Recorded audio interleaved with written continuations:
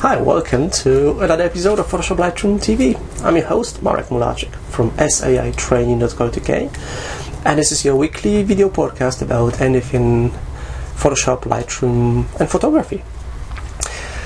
And a bit of technology as well. Now, if you're following my blog, PhotoshopLightroomBridge.co.uk, remember I'm posting daily, and I've got loads of interesting tips, techniques, tutorials to share with you.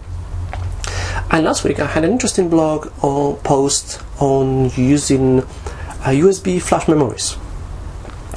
USB flash memories are becoming more and more popular. We use them more and more, and I can see where they fit in.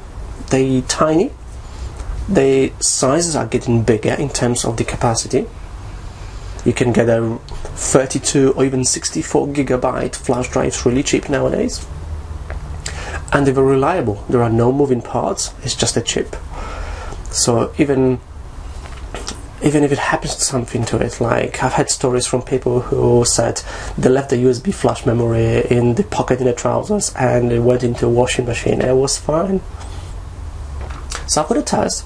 I was posting about it on my blog where I test 3 different USB memory, used 2 free USB flash memories that I bought in the last 3 or 4 years. One 2 gigabyte, one 8 gigabyte, and one 32 gigabyte. And you can see the differences in speed. I'm testing the speed because I use them on a daily basis when transferring files to the delegates' machines on my Photoshop or Lightroom courses. Okay, but let's jump into Lightroom, and I'm going to show you an interesting tutorial on the adjustment brush. I'll be using Lightroom 4, obviously, 4.1. Okay, so let's do some work with the adjustment brush. So here I am inside of Lightroom. I'm on Lightroom 4. I'm going to minimize the film strip on the bottom, F6 on the keyboard, so just so the image looks bigger. Okay, and I'm in develop module. Okay, so if you're not in develop module, press D on the keyboard, or just click on develop module button here, or the module switch.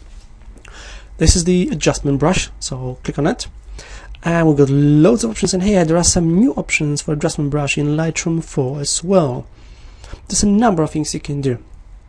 I'm going to start by setting the sky to be black and white as an example. Now let me just duplicate the image first, or let me create a virtual copy.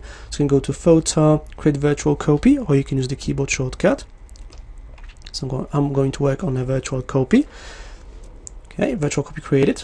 Now in the adjustment brush, I'm going to take the saturation and I'll drag it to the maximum, to -100.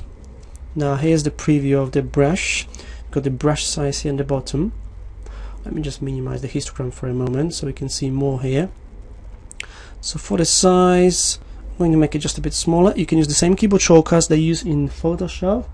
You can use the bracket keys on your keyboard to make the brush bigger and smaller. Okay.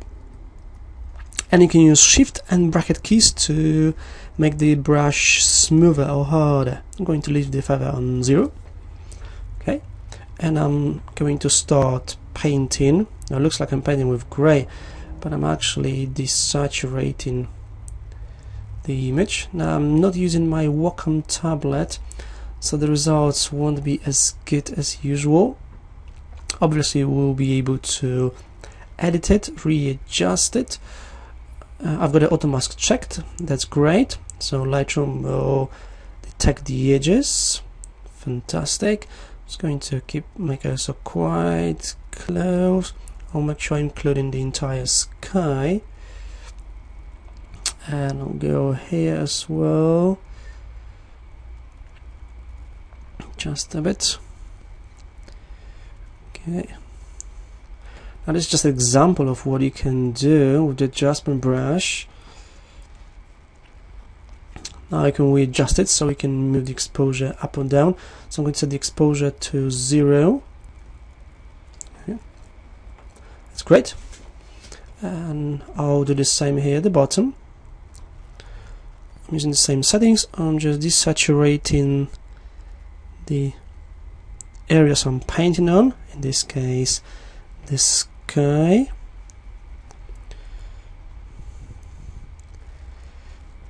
I'm not trying to be too precise because I don't want to spend too much time on it because you're watching it. So just some bits and blips, maybe a bit here as well. Just some bits and pieces. Oops, I went too far. I'll just undo. Control Z on Windows, Command Z on the Mac. That's the beauty of using the touchpad, even though I need to say the touchpad on my Dell Vostro V131 is really great. Okay, and we could do a bit more here. So just quickly along the bridge.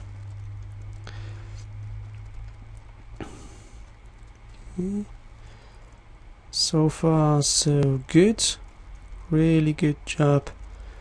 Even with the, now I'll make my brush a bit smaller.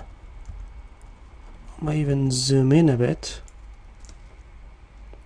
to make it easier. And I'll just finish that here. Here as well. Okay, it's good. I'll zoom out.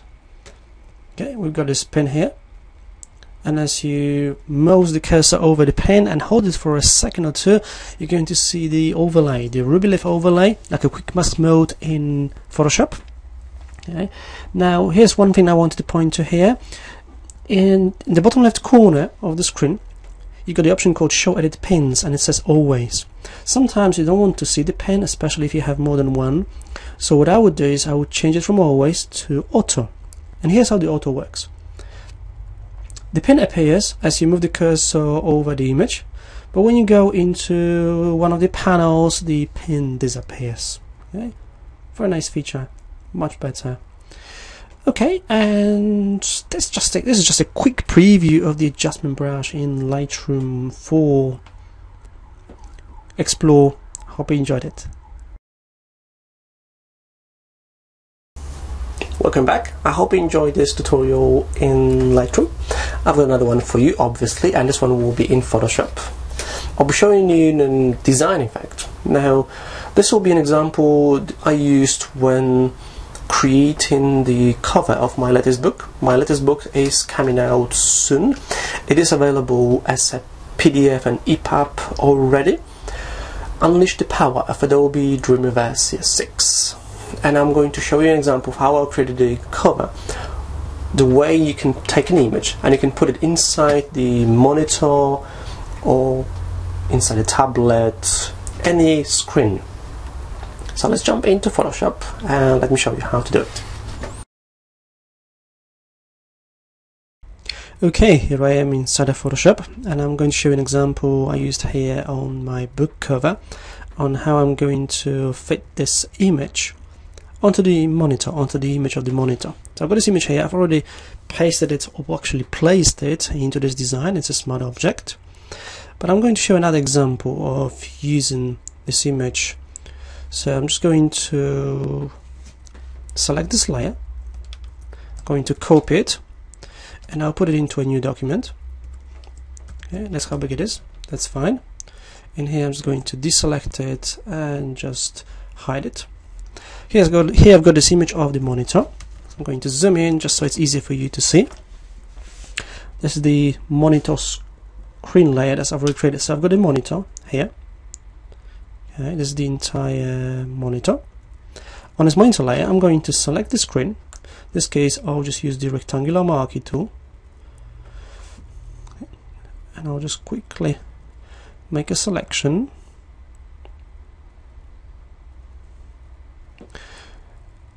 Okay. You can still move it around if you just hold the space bar. That should be okay. I'm going to expand the selection by maybe 1 or 2 pixels. So go to Select, Modify, Expand. Just do 1 pixel for now. Okay, looks okay. So I'm giving it 1 more pixel. And now what I could do, one of the techniques I could use is if I go to this image here, I'm going to select it, select all, and copy to the clipboard, edit, copy. Back to design, I can go to edit, paste special, and paste into selector. The image will paste into selection. Okay.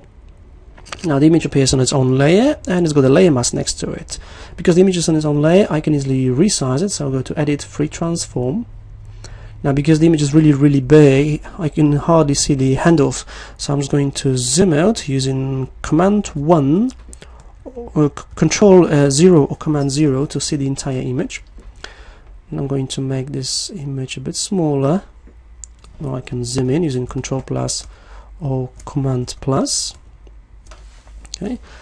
Some of the parts of the image will be missing, but I don't want to distort it. That's okay. I'm holding on the Shift key when resizing it, so it doesn't get distorted. This looks good. Okay, I'll accept it, and I can still nudge it using the arrow keys if I'm on a move tool. Okay, this looks good, and then I'm going to give the image maybe a slight I could add maybe a slight little emboss or inner shadow. So on this layer here, I'm just going to give it a inner shadow, just a tiny bit. I'm going to do it on this side here, on the left hand side, maybe something like that. If I increase the distance, you're going to see how it works in here. So I'll keep it quite low. That's before and that's after. Maybe just a bit less, maybe 4 or even 3. This looks good, and I'll press OK, and that's how you can place the image on the image of the monitor. This could be a tablet or a mobile phone, anything you want to use. I'll give you a bit more in the next week's tutorial on other options with this technique with using the image when placing it into a different device, another device. I'll expand on it next week. Welcome back. I hope you just enjoyed this tutorial in Photoshop. There will be more next week as usual.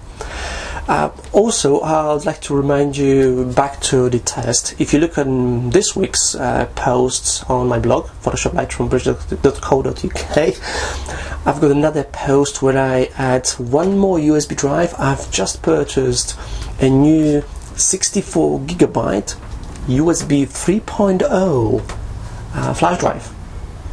I absolutely love it, and it cost me £22 maybe. Absolutely amazing. I love how these USB flash drives are getting bigger and cheaper at the same time, because we can hold more data, and it's so small you can put it in your pocket and you can travel with it. It doesn't take space, especially like I do travel a lot, and I usually travel with just with the hand luggage. So when I put my camera, it's like 2 kilograms with the lens or 2 lenses, and the hard drive is like a half a kilo, and so on. So it adds up, and you can only take a limited number of stuff in kilograms as well. Okay, I'm not going to bore you with that anymore. This will be this week's tip of the week as well. Consider using USB flash memories for holding data, even if you're a photographer, and if you're into photography and you don't have so many images. If you can fit them in 64GB drive, why not use it instead? You can plug it in really easily into any computer, and you can carry your images with you easily at all times. Think about it, and I will see you next week on next week's episode of Photoshop Lightroom TV. Marek Mularczyk from SAItraining.co.uk. Thank you for watching, and I'll see you next week. Bye bye.